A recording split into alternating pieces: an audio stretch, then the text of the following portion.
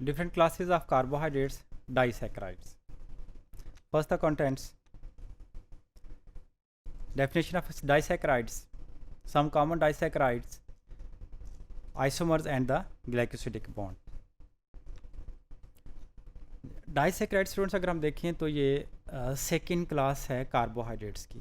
First class, पहली जो class है वो हमारे पास है मोनोसैकेराइड्स, सेकंड के ऊपर डाइसैकेराइड्स और थर्ड के ऊपर polysaccharides. Disaccharide name is indicating, di का मतलब होता है टू, सैकेराइड मीन शुगर्स. दो जब मोनोसैकेराइड्स कंबाइन करके एक मॉलिक्यूल बनाएंगे that will be called as disaccharide. इसको हम डाइसैकेराइड का नाम देंगे. This also definition, when two monosaccharides have units, they join to each other, they combine together, they form a disaccharide molecule. Disaccharide की properties की अगर हम बात करें, मोनोसैकेराइड से इनकी प्रॉपर्टीज़ बहुत मिलती जुलती हैं. मोनोसैकेराइड्स के लिए हमने कहा था they are sweet in taste, तो disaccharides are also sweet in taste, लेकिन इसका स्वीटनेस थोड़ी सी कम होगी. यानी कि डाइसैकेराइड की निस्बत मोनोसैकेराइड ज़्यादा स्वीट हैं, डाइसैकेराइड थोड़ी कम स्वीट हैं. Same is the they are readily soluble in water. Water के अंदर मोनोसैकेराइड एंड डाइसैकेराइड दोनों सॉल्युबल हैं, तो disaccharides are also soluble in water. Crystalline solids, जिस तरह से सॉल्ट या कोई भी इस तरह से प्योर चीज़ या वाटर के अंदर नहीं होती तो वो क्रिस्टलाइन फॉर्म में एग्जिस्ट करती है. सिमिलरली डाइसैकेराइड्स जो हैं वो भी क्रिस्टलाइन बनाते हैं. इसकी बड़ी कॉमन एग्जांपल है घर में जो हम शुगर यूज़ करते हैं, चीनी, सुक्रोज, साइंटिफिकली इसको सुक्रोज कहते हैं. तो सुक्रोज क्या डाइसैकेराइड्स है, वो आप उसके क्रिस्टल जो है वो ऑब्जर्व करते हैं. अच्छा, reducing and non reducing. Monosaccharide सारे के सारे रिड्यूसिंग हैं. डाइसैकेराइड में some of the disaccharide they are reducing while some of the disaccharide they are not reducing. जो हमारे पास बहुत कॉमन एग्जांपल है रिड्यूसिंग डाइसैकेराइड्स की, वो माल्टोज और लैक्टोज हैं. और नॉन रिड्यूसिंग की जो एग्जांपल है वो है सुक्रोज. इसके अलावा भी कुछ डाइसैकेराइड्स मौजूद हैं, चूँकि ये तीन जो है ज़्यादा फेमस हैं, कॉमन है. General formula of disaccharides, disaccharide की फार्मूला इट इज़ CxH2OY. ये थोड़ा सा वेरी करता है कि इसमें जो है वो जैसे मीन्स के H2OY, इसका जो कम्बिनेशन में जो है मॉलिक्यूल्स का रेशो कुछ और होगी, कार्बन की रेशो जो है वो कुछ और हो सकती है इसमें. जैसे आपने पढ़ा हुआ है कि सुक्रोज का जो फार्मूला है, सुक्रोज में जो है वो फार्मूला में अगर हम देखें तो उसमें जो है वो जो कार्बन की रेशो है वो सेम वही नहीं है जो मोनोसैकेराइड्स के अंदर मौजूद होती है. सम कॉमन डाइसैकेराइड्स, डाइसैकेराइड्स के एग्जांपल हम यहाँ देखते हैं.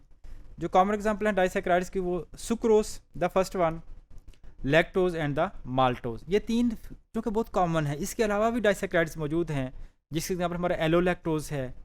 एलोलैक्टोज के अलावा कॉन्स्टिपेशन को दूर करने के लैक्टोलोज यूज़ की जाती है.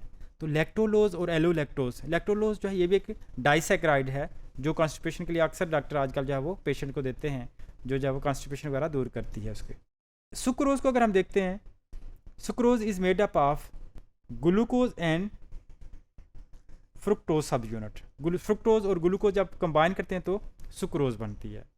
Similarly lactose is made up of गलैक्टोज and the glucose. गलैक्टोज और ग्लूकोज कंबाइन करेंगे तो लैक्टोज बनेगा. माल्टोज के लिए अगर हम देखते हैं, it is made up of two glucose sub units, यानी कि माल्टोज दो सेम ग्लूकोज सब यूनिट्स मिलती हैं तो बनता है, जबकि सुक्रोज और लैक्टोज के अंदर ग्लूकोज के साथ साथ फ्रुक्टोज और गलैक्टोज जो हैं पाए जाते हैं. अच्छा, आइसोमेरिज्म, आइसोमेरिज्म वैसे एक डेफिनेशन आती है इसकी, आप नॉर्मली अक्सर पढ़ेंगे इसको, कि आइसोमर्स ऐसे मॉलिक्यूल्स को कहते हैं जिनका मोलेकुलर फार्मूला तो सेम हो लेकिन स्ट्रक्चरल फार्मूला डिफरेंट हो. तो इसको यहाँ हम डाइसैकेराइड के लिए अंदर स्पेशली इसलिए मेंशन कर रहे हैं, जितने भी डाइसैकेराइड्स हैं तमाम डाइसैकेराइड्स के अंदर अगर स्पेशली ये तीनों जो है सुक्रोज, माल्टोज और लैक्टोज, तीनों का स्ट्रक्चरल फार्मूला सेम है, C12H22O11. ठीक है, सबका सेम फार्मूला है, लेकिन तीनों का स्ट्रक्चर डिफरेंट है. स्ट्रक्चरली अगर हम इसको थोड़ा सा बैक साइड पर जाकर देखें तो यहाँ देखें सुक्रोज के स्ट्रक्चर इंटायरली डिफरेंट है. सुक्रोज के अंदर एक 6 कॉर्नर है, दूसरा 5 कॉर्नर है. लैक्टोज के अंदर दोनों 6 कॉर्नर जो है वो सब यूनिट्स मौजूद हैं. माल्टोज के अंदर दोनों 6 कॉर्नर है लेकिन वो दोनों ग्लूकोज हैं. अच्छा, ये डिफरेंट होने के बावजूद same number of atoms carry करते हैं. ठीक है, मॉलिक्यूलर फार्मूला जो है वो सेम है, तो इसलिए हम कहते हैं all the disaccharide they are isomers of each other. वो सारे के सारे एक दूसरे के आइसोमर्स हैं और उन सब का मोलेकुलर फार्मूला सेम है। ग्लाइकोसिडिक बॉन्ड, दो मोनोसेक्राइड या जब भी कंबाइन करते हैं तो उनके दरमियान जो नया बॉन्ड बनता है उसको हम ग्लाइकोसिडिक बॉन्ड का कहते हैं। तो basically glycosidic bond is a bond which join with link two monosaccharide sub unit. अब चूंकि डाइसेक्राइड में सिर्फ दो मोनोसेक्राइड्स हैं तो इसका मतलब है कि उन दोनों के दरमियान एक ग्लाइकोसिडिक बॉन्ड बनेगा। ग्लाइकोसिडिक बॉन्ड आमतौर पर अगर हम यहाँ इसमें डायग्राम में देखें तो हमारे पास ऊपर वाला डायग्राम जो येलोइश में इंडिकेट है, इसमें ब्राउन कलर के अंदर इसमें ये सुक्रोज का भी रिएक्शन बेसिकली शो कर रही है। तो इसमें ग्लूकोज और फ्रुक्टोज, ग्लूकोज का कार्बन नंबर 1 और फ्रुक्टोज का कार्बन नंबर 2 जो कि रेड हाईलाइटेड हैं, ये आपस में रिएक्शन करेंगे और इससे क्या होगा कि ग्लूकोज अपने कार्बन नंबर 1 से और फ्रुक्टोज अपने कार्बन नंबर 2 के थ्रू एक दूसरे से लिंक हो जाएंगे और ये जो बॉन्ड बनेगा उसको हम ग्लाइकोसिडिक बॉन्ड का नाम देंगे।